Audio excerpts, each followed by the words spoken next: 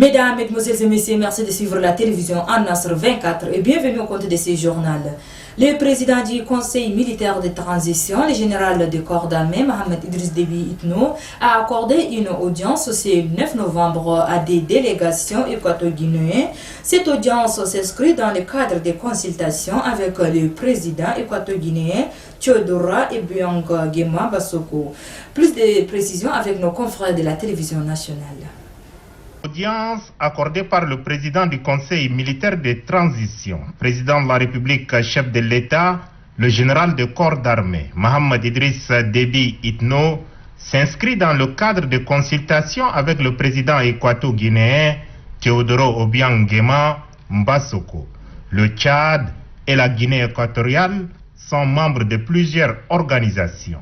L'audience, qui a duré 1 heure, s'est déroulée en présence du secrétaire général de la présidence de la République, Moussa Khaddam, du directeur de cabinet civil du chef de l'État, David Oudengar Ngaremadine, et du conseil diplomatique du président de la République, Abou Moussa. Le diplomate équato-guinéen et le chef de l'État, Mohamed Idriss Déby Itno, ont, au cours des échanges, passé en revue la riche et fructueuse coopération bilatérale ainsi que le processus de transition en cours au Tchad avec la tenue des pré-dialogues. Un problème d'un pays de l'Afrique centrale, c'est un problème qui nous affecte à nous tous.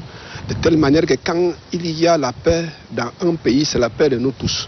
Pour ça, le processus actuel de ce dialogue national inclusif pour réagrouper tous les Tchadiens et Tchadiennes pour cette cohabitation pacifique, c'est touchant pour notre président. Pour ça, il m'a envoyé pour encourager le président du Conseil militaire de transition, Mohamed Idriss Déby, notre général des forces armées, pour ce processus et pour lui féliciter pour cet acte de patriotisme.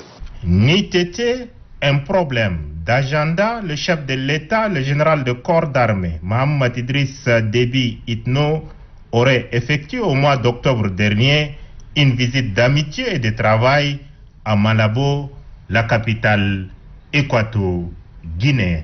Santé, la situation à coronavirus durant ces derniers mois va croissant. Relativement à cela, le chef du gouvernement, Payimi Padaki Albert, et les membres du comité interministériel de gestion de la crise de la COVID-19 ont tenu une réunion ce 8 novembre. Je vous laisse suivre les précisions de ce sujet avec nos confrères de la télévision nationale. La situation de la maladie à coronavirus durant ces 3 derniers mois au Tchad va croissant. Il ressort de cette réunion entre le chef du gouvernement de transition, Payimi Padaki Albert, et les membres du comité interministériel de gestion de la crise de la COVID-19 que 47 cas ont été enregistrés au mois de septembre, 65 cas en octobre et 90 cas pour le mois en cours. Ces statistiques montrent qu'il y a un relâchement quant au respect des mesures barrières prises par le gouvernement, chose que déplore le ministre de la Santé et de la Solidarité nationale, Dr Abdoulaye Sabre Fadoul. Depuis le 1er novembre 2021, nous avons déjà recensé près de 90 cas positifs dans notre pays. Donc il y a une tendance à la hausse évidente qui est en train de s'installer et qui doit interpeller à la fois le gouvernement, mais également les simples citoyens. Il est établi, selon les séquençages qui ont été faits, que les virus qui circulent aujourd'hui au Tchad, comme pratiquement dans tout le reste du monde, c'est les variants Delta.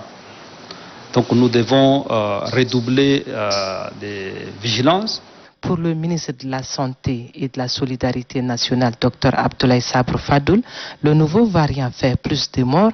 Il appelle donc la population à plus de vigilance. Compte tenu de l'accalmie qui s'est installée sur les fronts de la pandémie depuis le mois de mars 2021, il y a un relâchement des mesures barrières et il est plus que jamais nécessaire de renouer avec les bonnes habitudes, de recommencer pour ceux qui l'ont abandonné, toutes les mesures barrières qui ont été recommandées par le ministère de la Santé publique depuis le début de cette pandémie.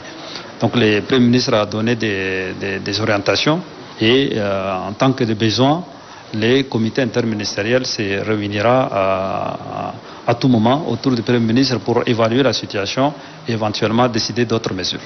Rappelons que le tout premier cas de la Covid-19 au Tchad a été découvert le 19 mars 2021. Depuis lors, plusieurs familles ont été endeuillées. La vigilance doit être de mise. Le ministre des Finances et du Budget, Tahir Hamid Guilin, a fait face ce lundi au Conseil national de transition au Palais de la démocratie. Quelques zones d'ombre ont été abordées à cette rencontre. Reportage de nos confrères de la télévision nationale. Question d'actualité au Palais de la démocratie, le ministre des Finances et du Budget fait face ce lundi au Conseil national de transition. Selon les analyses du contenu de la circulaire relative à la préparation du budget général de l'État pour l'exercice 2022, quelques zones d'ombre ont été identifiées par le Conseil national de transition. Certains points méritent une clarification de votre département, notamment la préparation du budget en mode programme, l'intégration des établissements publics dans le système intégré de gestion des finances publiques, le cadre arborisé de gestion des finances publiques, le cadre budgétaire à moyen terme CBMT, le cadre des dépenses à moyen terme. Ces derniers temps, l'on constate que la plupart de la population tchadienne souffre du rhume ou encore la grippe. À ce sujet, une équipe de la radio-télévision en sera interrogée, Dr Bombay Diaïbe, sur ces phénomènes. Il parle de causes et donne quelques conseils sur cette maladie. Suivez, il est au micro de notre reporter Moussa Mohamed. S'il y a beaucoup de rhume, c'est parce que c'est une maladie saisonnière et c'est normal qu'il y ait beaucoup de patients enrhumés. Parce que ça correspond à la saison habituelle. Malheureusement, les gens ont tendance à oublier les autres maladies et ne pensent qu'au coronavirus et ils pensent que c'est le coronavirus. Le corona existe et le rhume saisonnier existe. Il y a un changement de climat, il y a d'autres facteurs, mais on ne va pas entrer dans les détails. Pour la population, c'est un rhume saisonnier qui arrive par saison. Les causes sont multiples. Les causes peuvent être liées au virus, à la poussière, au froid qui s'installe. Si vous avez remarqué, à 5 h du matin, il fait très froid. Donc, voilà ce que je peux dire. Il y a le virus, il y a le coronavirus, et il y a le rhume saisonnier. Bien, c'est surtout par rapport au coronavirus. Les Tchadiens pensent qu'il y a certains Tchadiens qui disent qu'il n'y a pas eu de coronavirus. Il y a eu le coronavirus, il y a eu une période d'accalmie, maintenant ça revient. Raison pour laquelle on voit avec ce masque. Donc il faut que les gens se protègent, observent les mesures barrières édictées par le gouvernement et tout ira bien. Il faut se donner une chance pour ne pas contracter la maladie, ne pas donner la chance à la maladie pour être attaquée. En éducation, cérémonie de remise des attestations de satisfaction des lauréats au baccalauréat des élèves du lycée communautaire Al-Ouida numéro 2 ce 7 novembre 2021. La dite cérémonie a eu lieu au palais du 15 janvier en présence des enseignants, parents et élèves. Suivez cet élément pour plus d'éclaircissement. Le lycée communautaire Al-Ouida numéro 2 promet l'excellence en milieu éducatif. Les résultats du baccalauréat de l'enseignement du second degré, session d'août 2021, marquent le point de départ de cette volonté. Sur 50 candidats au baccalauréat, 28 sont déclarés admis, soit un taux de réussite de 53%. Pour honorer ces lauréats, les responsables de cet établissement d'enseignement secondaire leur décernent des attestations de satisfaction. Une manière d'inciter les autres élèves de l'établissement à suivre le même exemple.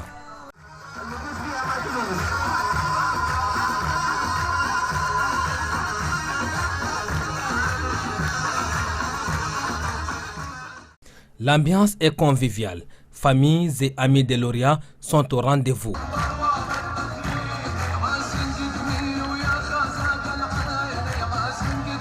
Le fondateur du lycée communautaire Al-Ouida numéro 2, Dr Zakaria Adam Djibrin, s'est félicité des résultats obtenus.